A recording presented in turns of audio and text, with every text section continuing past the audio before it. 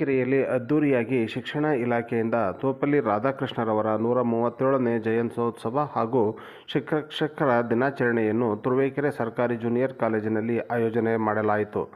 ತುರುವೇಕೆರೆ ಬಿಇಒರವರ ನೇತೃತ್ವದಲ್ಲಿ ಹಾಗೂ ತುರುವೇಕೆರೆ ಶಾಸಕರಾದ ಎಂ.ಟಿ. ಕೃಷ್ಣಪ್ಪನವರ ಅಧ್ಯಕ್ಷತೆಯಲ್ಲಿ ಕಾರ್ಯಕ್ರಮ ಜರುಗಿತು. ಈ ಕಾರ್ಯಕ್ರಮದಲ್ಲಿ ನೊಣವಿನಕೆರೆಯ ಕಡಸಿದ್ದೇಶ್ವರ ಮಠದ ಸ್ವಾಮೀಜಿಗಳನ್ನು ಉದ್ಘಾಟನೆ ಹಾಗೂ ಉತ್ತಮ ಶಿಕ್ಷಕರಿಗೆ ಸನ್ಮಾನ ಹಾಗೂ ನಿವೃತ್ತಿ ಹೊಂದಿದ ಶಿಕ್ಷಕರಿಗೆ ಸನ್ಮಾನ ಕಾರ್ಯಕ್ರಮ ಜರುಗಿತು.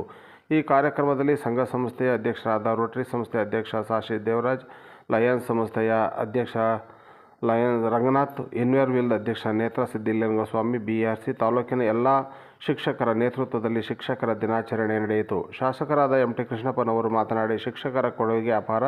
ಶಿಕ್ಷಣ ಇಲ್ಲದೆ ಬದುಕಲು ಸಾಧ್ಯವಿಲ್ಲ. ಶಿಕ್ಷಣದಿಂದ ಉನ್ನತ ಪ್ರಗತಿಗೆ ಕಾರಣ. ಶಿಕ್ಷಕರ ದಿನಾಚರಣೆ ಅರ್ಥಗರ್ಭಿತವಾಗಿದೆ ಎಂದು ಕಾರ್ಯಕ್ರಮ ನುಡಿದರು. ತುರುವೇಕೆರೆ ತಾಲೂಕಿನ ಬಿಇಒ ಆದ ಸೋಮಶೇಖರ್ ಅವರು ಈ ಕಾರ್ಯಕ್ರಮದ ನೇತೃತ್ವ ವಹಿಸಿ ಉನ್ನತ ಮಟ್ಟದ ಶಿಕ್ಷಕರಿಗೆ ತಿಳಿ ಹೇಳಿದರು. ಶಿಕ್ಷಣ ಮತ್ತು ಶಿಕ್ಷಕರು ಹೆಚ್ಚಿನ ರೀತಿಯಲ್ಲಿ ಮಕ್ಕಳಿಗೆ ವಿದ್ಯಾಭ್ಯಾಸದ ಜವಾಬ್ದಾರಿ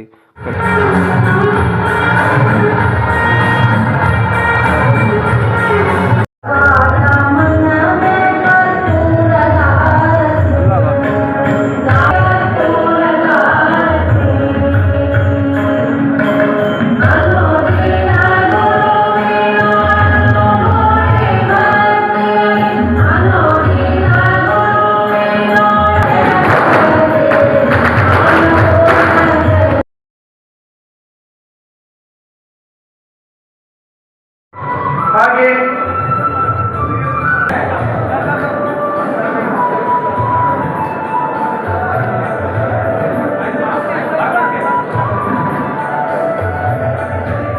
ಸುದೀರ್ಘ ಸೇವೆ ಸಲ್ಲಿಸಿ ಸನ್ಮಾನವನ್ನು ಸ್ವೀಕರಿಸುತ್ತಿರುವಂತಹ ನಿವೃತ್ತ ಶಿಕ್ಷಕರಿಗೆ ಧನ್ಯವಾದಗಳನ್ನು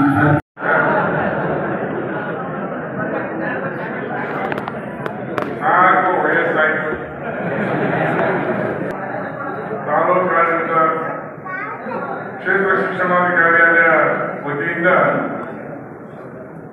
ಡಾಕ್ಟರ್ ಸರ್ವಪಲ್ಲಿ ರಾಧಾಕೃಷ್ಣ ಅವರ 137ನೇ ಜನ್ಮದಿನ ಅಂಗವಾಗಿ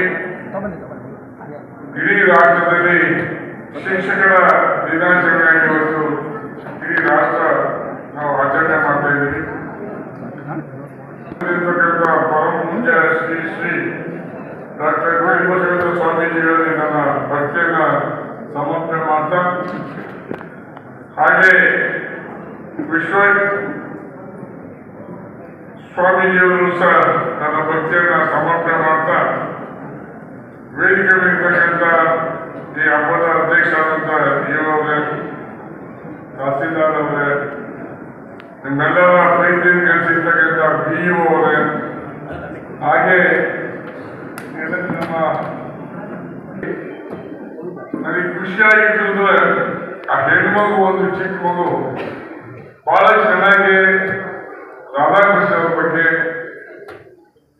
ಈ ದಿವಸದ ಫಂಕ್ಷನ್ ಬಗ್ಗೆ ತುಂಬಾ ಸೊಗಸಾಗಿ ಭಾಷಣ ಮಾಡಿದ್ರು. ಆ ಚಿಕ್ಕ ವಯಸ್ಸಿನಲ್ಲಿ ಸಾಕಷ್ಟು ಅವರ ತಂದೆ ತಾಯಿಗಳಿಗೆ ನಾನು ತುಂಬಾ ಕೃತಜ್ಞತೆ ಸಲ್ಲಿಸ್ತೇನೆ. ಜೊತೆಗೆ ಯಾರೋ ಒಂದು ತಯಾರು ಮಾಡಿದಂತ ಶಿಕ್ಷಕರಿಗೂ ಸಹ ನನ್ನ ನಮಸ್ಕಾರವನ್ನು. ಆ ಚಿಕ್ಕ ವಯಸ್ಸಿನಲ್ಲಿ ಈ ರಾಷ್ಟ್ರವನ್ನ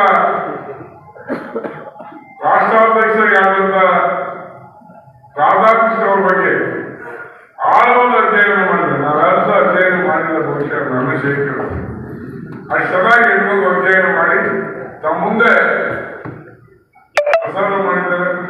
ಬಹುಶಃ ಆ ಹೆಣ್ಮಗುಗೆ ನನಗೆ ತುಂಬಾ ಖುಷಿಯಾಗಿದೆ. ಹಾಗಾಗಿ ನಾನು